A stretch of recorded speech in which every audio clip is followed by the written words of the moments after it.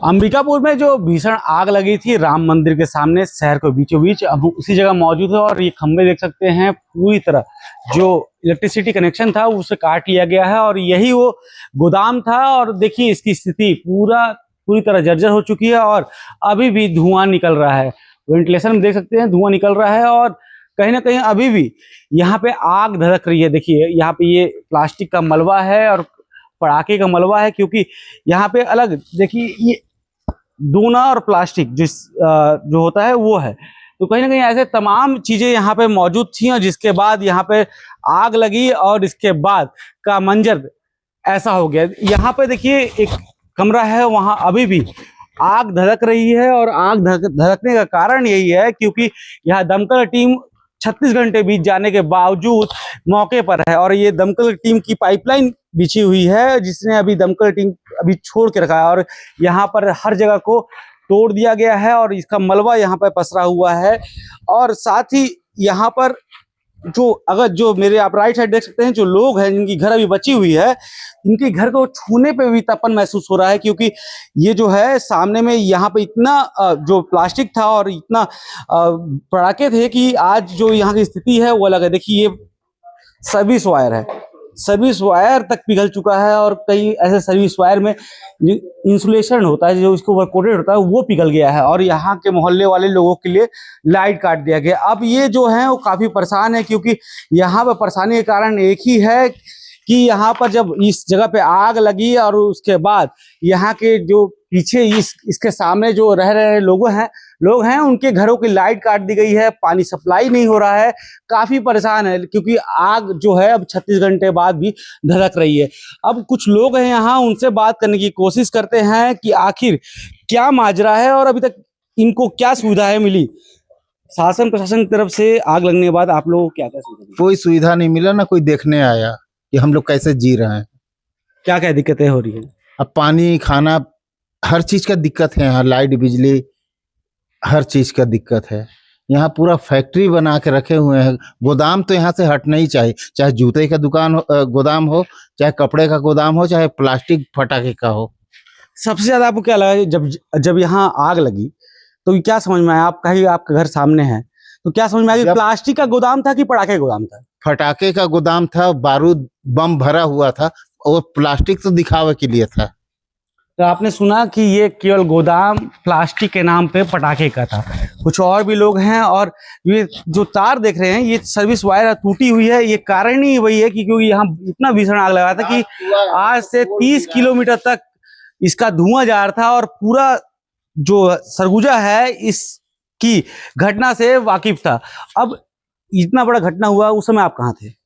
हम तो यहीं थे, पोल गिरा, छीटा पड़ा, 2 जने घायल हुए, हमारे चाची और हमारे भतीजे। सर में लगा है, सर फूटा है, कल एडमिट भी थे वो। और खतरा तो नहीं है, जान का खतरा नहीं है, कल शाम को छुट्टी हो गया था। तो प्रशासन की तरफ से कुछ मदद मिली? कुछ मदद नहीं है। किसका ये दुकान था? ये दुकान मुकेश अग्रवाल का था। तो वो आके मिले आपसे और कुछ हाल चाल जाने? कुछ कोई आया नहीं, ना उनका प्रतिनिधि कोई आया है मिलने भी। और भाई हम लोग तो अंधेले में पड़े हुए हैं, सो रहे हैं नहीं सो रहे हैं, खा रहे हैं नहीं खा रहे हैं, पी रहे हैं नहीं पी रहे हैं, कोई मतलब नहीं है किसी को। कितने परिवार होंगे जो प्रभावित होंगे?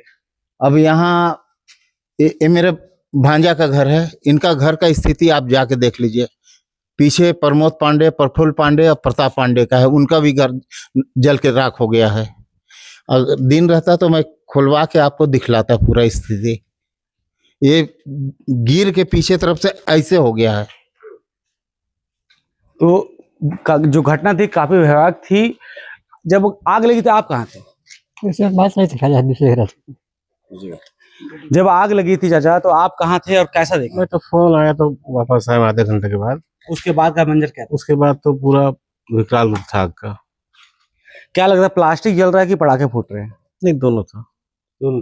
प्लास्टिक फटा था। तो प्लास्टिक और सिलेंडर भी फटा है। यहाँ पे लोग भी रहते थे क्या?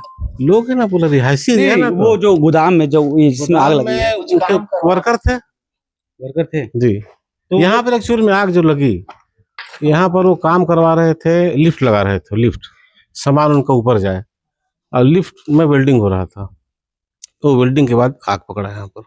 देखिए, फायर ब्रिगेड ने अभी तक स्पष्ट नहीं किया है, लेकिन जो यहाँ के रहवासी हैं वो स्पष्ट कर रहे हैं कि आग किस वजह से लगी है। तो कहीं ना कहीं गलती जिसकी है वो तो जिम्मेदार है ही, क्योंकि कलेक्टर सरगुजा ने भी जांच दल गठित कर दिया है, ये उनके लिए भी काम आएगा। जब आग लगी थी आप कहाँ थे? पहली बार तो मैं घर में चाय पी रहा था, एक धमाका हुआ, तो हम सोच के शादी ब्याह है, हो सकता है कहीं पटाखा वड़ा फूटा होगा। उसके बाद जब आए तो यहाँ पर हल्का लगने लगा, उसके बाद फिर लाइन से पटाखा फूटने लगा और आग बढ़ते चला गया और एकदम काला धुआं धुआं होने लगा, पूरा एरिया में धुआं हो गया।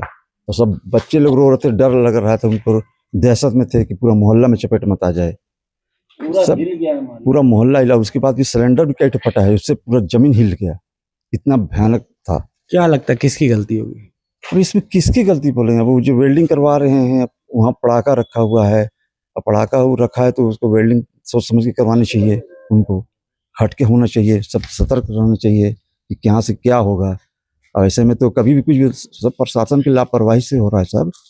तो क्या लगता है कि आप लोगों ने इसके पहले भी शिकायत की थी कि यहाँ पर प्लास्टिक का गोदाम है, ना कि पटाखे का गोदाम? प्लास्टिक तब तो एक सही रहता है। तो सही था, लेकिन बाद में पता चला कि यहाँ पर स्टॉक रखा गया है पटाखा, तो बाद में पता चला, पहले नहीं पता था, पहले तो हटा लिए थे, पता चला कि यहाँ पर कुछ नहीं है, हटा लिए थे।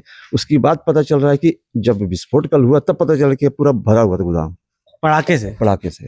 तो आपने सुना कि ये प्लास्टिक के गोदाम में केवल नाम का प्लास्टिक का गोदाम था, इसमें लगातार पटाखे रखे जा रहे थे, कहीं ना कहीं स्टॉक किए जाते। और भी कुछ लोग हैं भाई, जब हुआ ये हादसा, जब आज लाइट नहीं है, इतना परेशान हो, रोड का ये स्थिति ये है, पानी घर में नहीं है, लाइट नहीं है, बेसिक ह्यूमैनिटेरियन नीड, कुछ भी होता है ऐसा आपदा, ह्यूमैनिटेरियन एड तो आता है, वो भी नहीं पहुंच रहा है, कुछ नहीं पहुंच रहा है।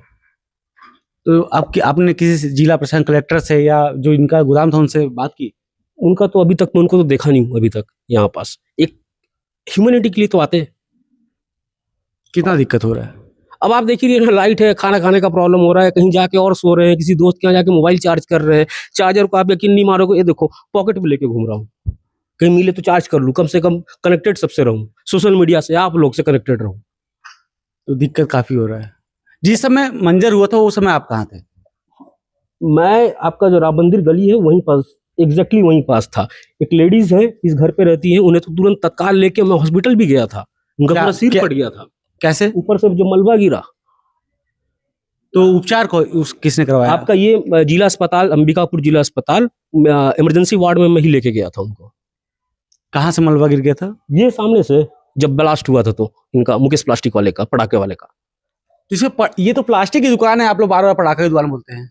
भैया प्लास्टिक पटाखा, आप जब कल का वीडियो देखो ना आप, पटाखा का आवाज आ रहा था अपने को, तो किस चीज से आवाज आ गई? तो सिलेंडर फटेगा तो आवाज आएगा, या तो पटाखा फटेगा तो आवाज आएगा। तो कुल मिला के ये कहा जा सकता है कि प्लास्टिक दुकान की आड़ में पटाखे का गोदाम चल रहा था, ये कहा जा सकता है जी। जब ये कांड हुआ तो कहाँ थे आप? मैं तो यहाँ नहीं था, मैं तो कोर्ट गया था। तो आने के बाद क्या देखा आपने? आने के बाद पूरा धुआं धुआं देखा, फिर सिलेंडर फटा। तो उसके बाद क्या मंजर था? उसका बहुत बुरा मंजर था यहाँ पर। कैसा देखा गया? तो ही बम बारूद हो रहा था भैया यहाँ पर। तो कुल मिला के ये कहा जा सकता है कि प्लास्टिक का गोदाम के आड़ में बम सप्लाई हो रहा था। बम सप्लाई हो रहा था। बम सप्लाई हो रहा था यहाँ से। तो भैया इसका तो गोदाम है आपका वहाँ पर, आपका दरिमा चौक में, इसको बम तो वहाँ रखना चाहिए ना, यहाँ पर ये क्यों रखेगा? किसी का जान उन चल जाता तो इसका जवाबदारी कौन लेता? अभी मीडिया वाले जवाबदारी तो नहीं लेते, प्रशासन भी नहीं लेता, जो होता मुकेश अग्रवाल को होता ना। तो अभी भी तो जहाँ पे राजेश अग्रवाल जो मंत्री हैं वो बता रहे हैं कि जो क्षति भी मिले हुए हैं उनसे, वो भी मिले हुए हैं उनसे, वो आग खड़ा होकर आग बुझवा रहे हैं, वो भी मिले हुए हैं उनसे, आग खड़ा होकर आग बुझवा रहे हैं, और वहां पर बोल रहे हैं कि बम बारूद यहाँ पर नहीं है। वो जवाब देंगे कि बम बारूद नहीं है यहाँ पर, वो आके यहाँ पर आप प्रशासन तो भैया यहाँ पर पूरा बम बारूद लेके जा रहा है, पूरा प्रशासन बम बारूद लेके जा रहा है यहाँ पर से, फ्री पॉकेट में मुकेश अग्रवाल बांट रहा है बम बारूद। तो प्रशासन तो उसी के सपोर्ट में है ना पूरा। तो मुकेश अग्रवाल प्रशासन को फ्री ऑफ बम और बारूद बांट रहे हैं। दोस्त कहाँ थे जब घटना हुआ था? मैं जैसे अपने घर के पीछे में था। अरे मैं तो बोला कि अब मैं क्या बोलूं, मेरे को तो लगा कि अब सब गया, कुछ नहीं है। मंत्री जी बोल रहे हैं कि यहाँ बम बारूद नहीं था, छोटे छोटे बम थे। नहीं तो रहता तो शहर उड़ जाता। शहर एक आठ अब लगता है अब मिसाइल उसाइल अब गिरवाना ही पड़ेगा, अब समझ गए ना, बहुत अति हो। कहाँ पे? हाँ? मंत्री जी के यहाँ की? अरे कहीं भी। तो लोग काफी दुखी हैं और बता रहे हैं कि जिस दिन ये घटना हुई उसके बाद की स्थिति जो है ऐसी है। हम आपको दिखाएंगे कि अब यहाँ से इंटर हुए थे, वहां से एग्जिट होंगे और एग्जिट होते हुए कुछ ऐसी तस्वीरें दिखाएंगे जिसको देख के आप हैरान जाएंगे, क्योंकि 36 घंटे का समय बीत चुका है। उसके बाद अब जिला प्रशासन से लेकर और जो इस बिल्डिंग का ऑनर था, यहाँ पर उसकी हल्की फुल्की जो पहचान है वो बची हुई है।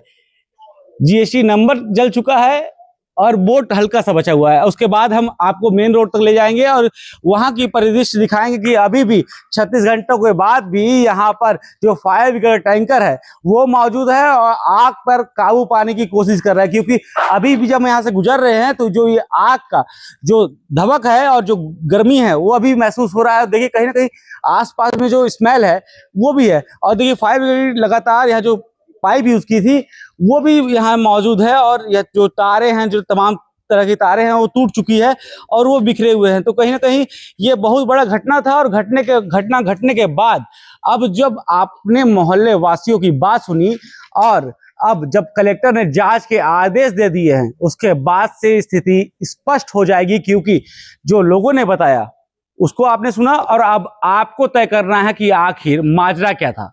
शुक्रिया।